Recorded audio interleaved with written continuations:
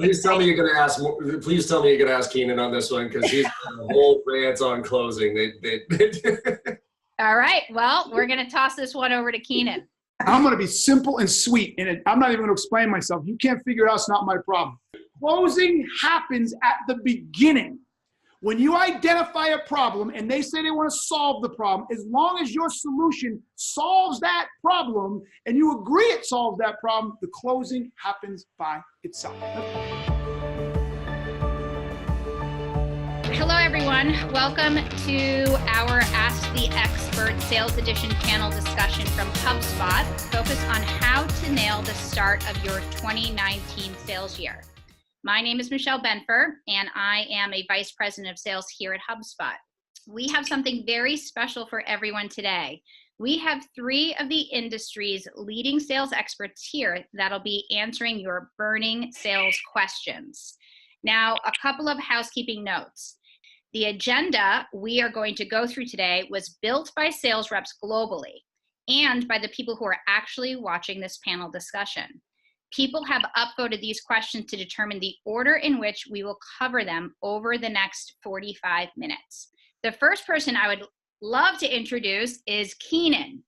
Keenan is the CEO, President, and Chief Antagonist of A Sales Guy, Inc., one of today's top leading sales consulting and recruiting firms.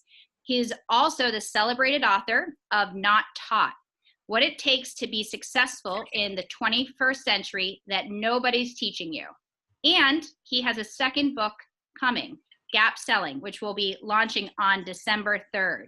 All right, our next sales expert that we have is Lori Richardson. Lori is the founder and CEO of Score More Sales, a sales strategy, consulting, training, and coaching firm. And she is also the president of Women Sales Pros, the first online community dedicated to helping smart, savvy women get into B2B sales positions and to help companies find and develop great women sellers. Finally, our next expert panelist we have is John Barrows. John is CEO of J. Barrows Sales Training. He's a published author and a sales trainer to some of the world's fastest growing companies like LinkedIn, Dropbox, and Google. Well, all of these panelists speak all over the world, so we're lucky to have them share their advice on how to set yourself up for success in the new year. Everyone wants to know what the special sauce is to close more deals. So really, please tell me you're going to ask. Please tell me you're going to ask Keenan on this one because he's got a whole rant on closing. All right. Well, we're going to toss this one over to Keenan. I'm going to be simple and sweet, and I'm not even going to explain myself. You can't figure it out. It's not my problem. Closing happens at the beginning. When you identify a problem and they say they want to solve the problem, as long as your solution solves that problem and you agree it solves that problem, the closing happens by itself. Now, I can already hear people chirping, well, you got to ask for it. Yeah, what you have to say is there anything I missed? Can we see how this problem goes away? Great. What do we do next? To me, there's two steps of the sale. There's the buy, the verbal buy, and then there's the T's and C's and all the other crap that everybody likes to make difficult to get the deal done. But getting someone to agree that your solution is the one they should go with starts at the beginning. If you're at the end and you've got to close, you screwed up royally. Well, I think my question on closing here is it's a timing. Because there is a reality that there is an end of month, and there's a reality that there's an end of quarter. And the people who are watching this and submitting questions, they have monthly targets to hit, and they only have a certain number of deals to do it. I agree with what Keenan said, though, too, is got to build your pipeline. When you have a bigger pipeline, you don't have those closing issues.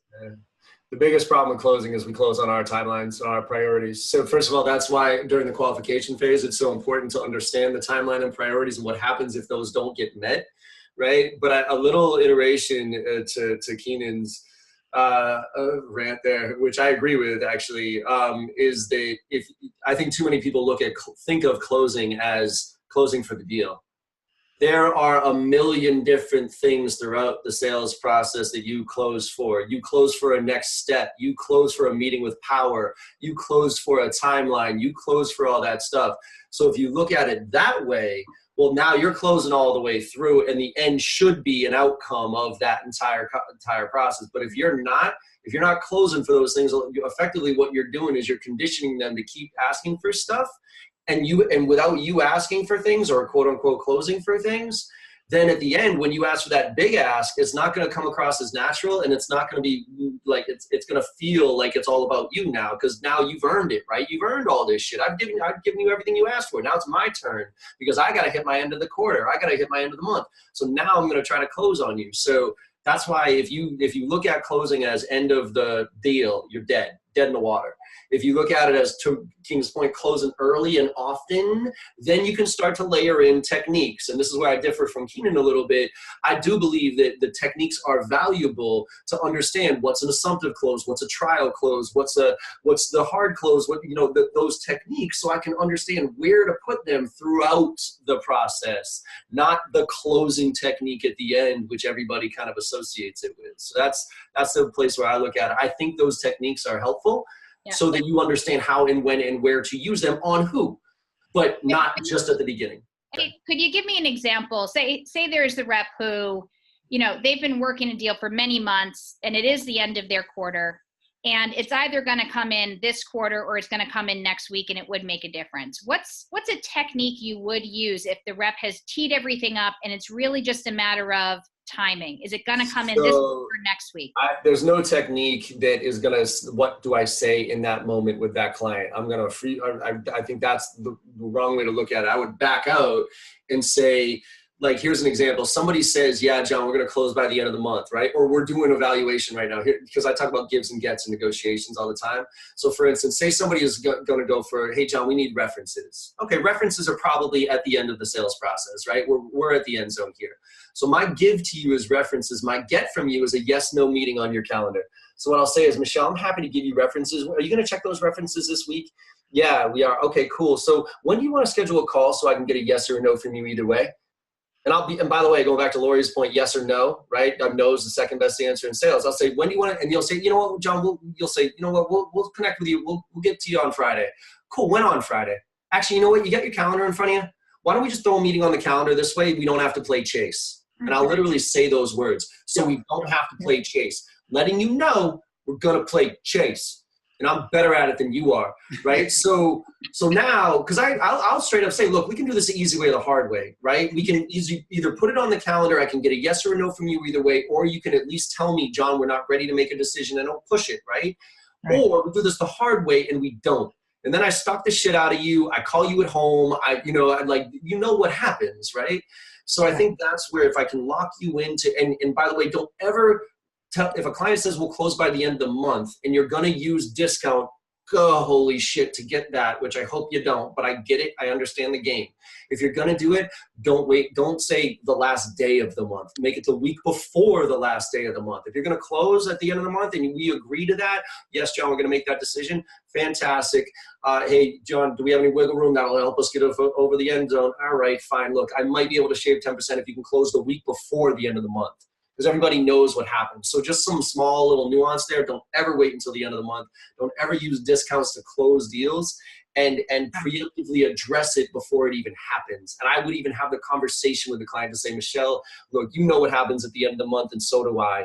My business gets crazy, yours does too. I know that. And inevitably, we're going to agree that at the end of the month, this is going to move forward and something's going to come up on your end. I don't want to have that to happen, because then we have to have an awkward conversation on Monday.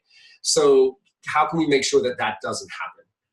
And you can even say, here's how it works, rather than, this is how it works. If we're going to work together, and Michelle, what John was talking about, and Keenan too, is that it's a two-way street. And so for those that are newer in sales, you should know that it's not all about you, doing whatever the prospect wants so that you can get business with them. It has to go back and forth. And we can check on it very early on in the first conversation. And if someone is just all about, you got to do this, this, this, this, and this, and then, then we're going to, put it out to bid, and, see what happens. Like, that's not going to be a good fit for you. And if you can work with someone that, if I do this, you'll do that, and we can both see that, we're both committed to moving this thing forward, then you have a chance of bringing it to closure.